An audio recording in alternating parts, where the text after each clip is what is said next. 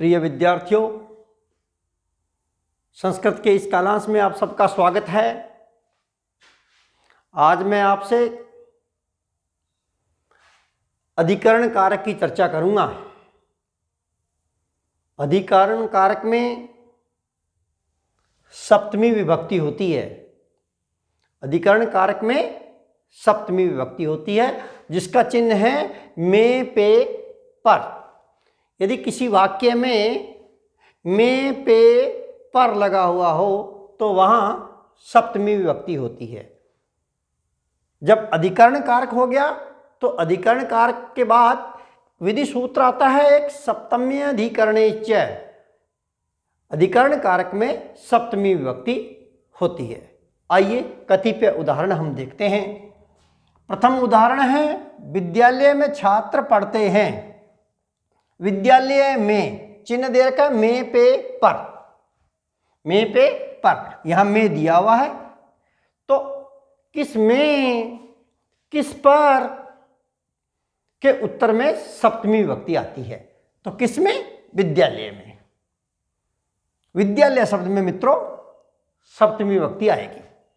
देखिएगा, पहले करते हैं छात्र पढ़ते हैं। छात्र पुल्लिंग शब्द है, बहुत सारे हैं तो छात्र, छात्राओ, छात्राः, छात्राः पठन्ति। जैसा कर्ता वैसे क्रिया।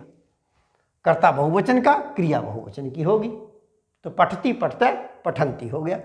अब आती है बात विद्यालय शब्द की। विद्यालय शब्द मित्रों पुल्लिंग है तो पुल्लिंग में सप्तमी विभक्ति का एक वचन लगा दो। तो राम का होता है रामे, बालक का बालके, विद्यालय का विद्यालये, सप्तमी विभक्ति का एक वचन। चूंकि विद्यालय एक ही है तो वाक्य बनेगा विद्यालये छात्राः पठन्ति।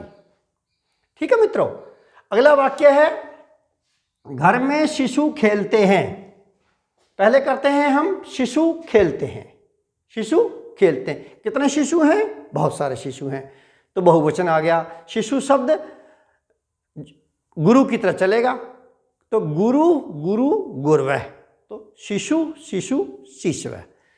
ठीक है, तो शिशवः क्रीडन्ति, खेलते हैं। क्रीड धातु से प्रथम पुरुष बहुवचन आ गया क्रीडन्ति। अब आता है घर में। घर में, किस में? घर में, सप्तमी विभक्ति घर में आएगी। तो मित्रों गृहम शब्द में, चूंकि गृहम शब्द नपुंसक है इसलिए नपुंसकलिंग का सप्तमी विभक्ति का एक वचन लगा दो। तो फल का होता है, फलम का जो सप्तमी विभक्ति का एक वचन होता है फलम, पत्रम का पत्रे, तो गृहम का गृहे, फल का फले, तो यहां हो गया गृहे।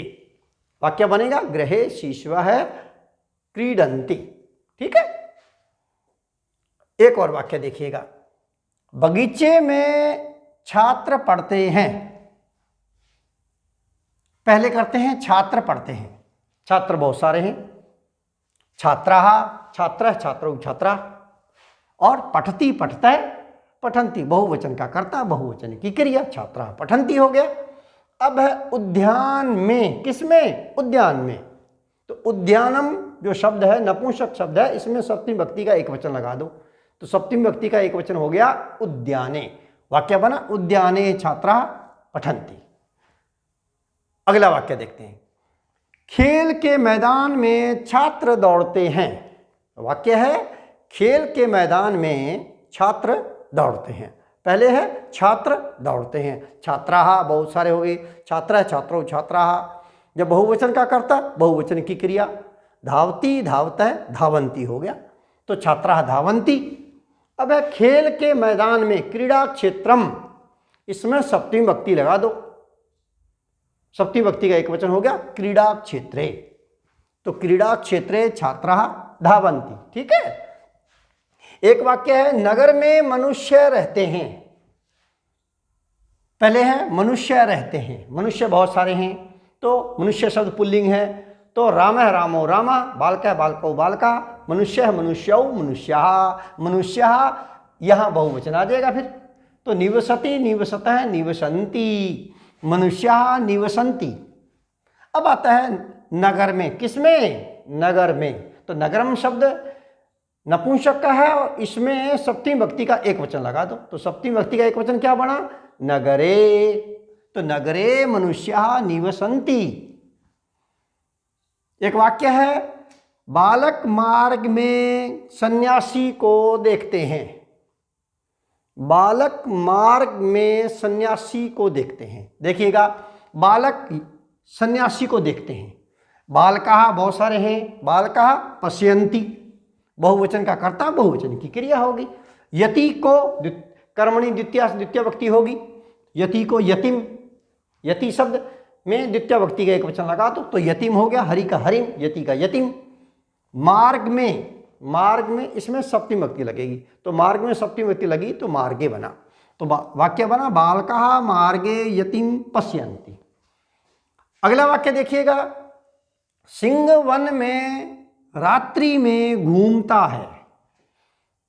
क्या, पहले तो करते हैं सिंह घूमता है, तो सिंह है, सिंह पुल्लिंग शब्द है। सिंह भ्रमति, ये तो हो गया, सिंह भ्रमति। अब है वन में, किसमें, वन में। वन शब्द में सप्तमी व्यक्ति का एक वचन लगेगा, क्योंकि वन एक ही है तो वन का वन ही हो गया। अब है रात्रि में। रात्रि शब्द जो है स्त्रीलिंग का है, निशा है ना। अब निशा शब्द में, रात्रि में, निशा शब्द में सप्तमी व्यक्ति का एक वचन लगा दो तो निशा। लता का लतायाम, कक्षा का कक्षायाम, तो निशा का निशायाम। तो वाक्य बनेगा, सिंह वने निशायाम भ्रमति। अगला वाक्य देखिएगा, ते पाठशालायाम पठन्ति। वाक्य है, वे पाठशाला में पढ़ते हैं। पहले करते हैं वे पढ़ते हैं, पुल्लिंग शब्द है, बहुवचन है, तो स तौ ते, तो पठति पठतः पठन्ति, ते पठन्ति, ये तो हो गया। अब है बात पाठशाला में। पाठशाला शब्द स्त्रीलिंग है, किसमें, पाठशाला में। तो पाठशाला में सप्तमी व्यक्ति का एक वचन, क्योंकि पाठशाला एक ही है तो पाठशाला में सप्तमी व्यक्ति का एक वचन लगाओ स्त्रीलिंग में। लता का लतायाम, कन्या का कन्यायाम, पाठशाला का पाठशालायाम। तो वाक्य बनेगा, ते पाठशालायाम पठन्ति। ठीक है। देखिएगा, एक और वाक्य है, वह चटाई पर बैठता है। किस पर बैठता है, वह चटाई पर बैठता है। देखिएगा, पहले करते हैं वह बैठता है। स आस्ते, आस धातु, आत्मनेपदी, लट लकार, प्रथम पुरुष एक वचन, आस्ते हो गया। स आस्ते, वह बैठता है। अब है चटाई पर। किस पर बैठता है, चटाई पर, तो कटे। कट शब्द में सप्तमी व्यक्ति का एक वचन लगा हुआ है यहाँ कटे में, तो स कटे आस्ते हो गया। एक वाक्य है, गृहिणी थाली में, बटलोही में चावलों को पकाती है, कढ़ाई में। किसमें, कढ़ाई में। तो गृहिणी जो है, स्थाल्याम तंडुलान पचती। गृहिणी और पचती, गृहिणी पकाती है। गृहिणी एक वचन का कर्ता, एक वचन की क्रिया, गृहिणी पचती। चावलों को, चावल कितने हैं, बहुत सारे चावल हैं, तो चावलों को, कर्ता ने कर्म को। तो तंडुल शब्द में चूंकि पुल्लिंग का शब्द है इसलिए द्वितीय व्यक्ति का बहुवचन लगा दो, तो तंडुल का हो गया तंडुलान। तो वाक्य बना, गृहिणी तंडुलान पचती, ये तो हो गया। गृहिणी चावलों को पकाती है। अब किसमें, स्थाल्याम, इसमें सप्तमी व्यक्ति का एक वचन आ गया। तो गृहिणी स्थाल्याम तंडुलाम पचती। अगला वाक्य है, बंदर वृक्ष पर बैठते हैं। किस पर बैठते हैं, वृक्ष पर। पहले करते हैं बंदर, वानर बहुत सारे हो गए, वानर को वानराः, प्रथमा का बहुवचन, वानरः वानरौ वानराः, वानराः तिष्ठन्ति, तिष्ठति तिष्ठथः तिष्ठन्ति, तो वानराः तिष्ठन्ति। अब है वृक्ष पर, में पे पर, ये चिन्ह आ गया पर, तो वृक्ष में सप्तमी व्यक्ति लगा दो, चूंकि वृक्ष एक ही है तो सप्तमी व्यक्ति का एक वचन हो गया वृक्ष। वृक्ष का सप्तमी व्यक्ति का एक वचन हो गया वृक्षे। वाक्य बना, वानराः वृक्षे तिष्ठन्ति। अगला वाक्य देखिएगा, मैं उस विद्यालय में पढ़ता हूँ। मैं उस विद्यालय में पढ़ता हूँ। पहले तो मैं पढ़ता हूँ, अहम पठामी, मैं पढ़ता हूँ। 7 नंबर का कर्ता, 7 नंबर की क्रिया, अहम पठामी। उत्तम पुरुष का एक वचन, उत्तम पुरुष की एक वचन की क्रिया आ गई, अहम पठामी। अब है विद्यालय में, तो विद्यालय शब्द पुल्लिंग है, विद्यालय में, विद्यालय शब्द में सप्तमी विभक्ति का एक वचन लगा दो, चूंकि विद्यालय एक ही है तो विद्यालय का हुआ विद्यालय। देखिए उसमें विद्यालय में, उसमें विद्यालय में, तो उसमें भी सप्तमी विभक्ति आएगी। तत् शब्द जो है वो चूंकि विद्यालय शब्द पुल्लिंग है इसलिए तत् शब्द का रूप पुल्लिंग में चलाएंगे और सप्तमी विभक्ति का एक वचन लगाएंगे। तो तत् शब्द का पुल्लिंग में सप्तमी विभक्ति का एक वचन बना तस्मिन। क्या बना? तस्मिन। वाक्य बन गया अहम तस्मिन विद्यालय पठामि, मैं उसमें विद्यालय में पढ़ता हूं। अंतिम वाक्य देखिएगा, इस उद्यान में हम खेलते हैं। देखिएगा हम खेलते हैं, पहले करते हैं इसको वयम, वयम इस हम सब, और 9 नंबर की क्रिया क्रीडा में है, हो गया वयम क्रीडा में। उत्तम पुरुष का बहुवचन, उत्तम पुरुष के बहुवचन की क्रिया, तो वयम क्रीडा में। ठीक है, अब है उद्यान में, तो उद्यान, उद्यानम शब्द नपुंसक शब्द है, सप्तमी विभक्ति का एक वचन लगा दो, चूंकि उद्यान एक ही है तो उद्यान ही हो गया। इसमें उद्यान में, इसमें उद्यान में, तो मित्रों यहां अस्मिन में सप्तमी विभक्ति लगी हुई है।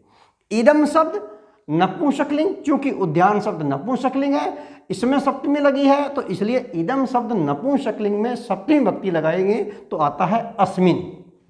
तो अस्मिन उद्याने वयम क्रीडा में। इस प्रकार से सप्तमी विभक्ति के मैंने आपको कतिपय उदाहरण मैंने आपके सामने प्रस्तुत किए हैं।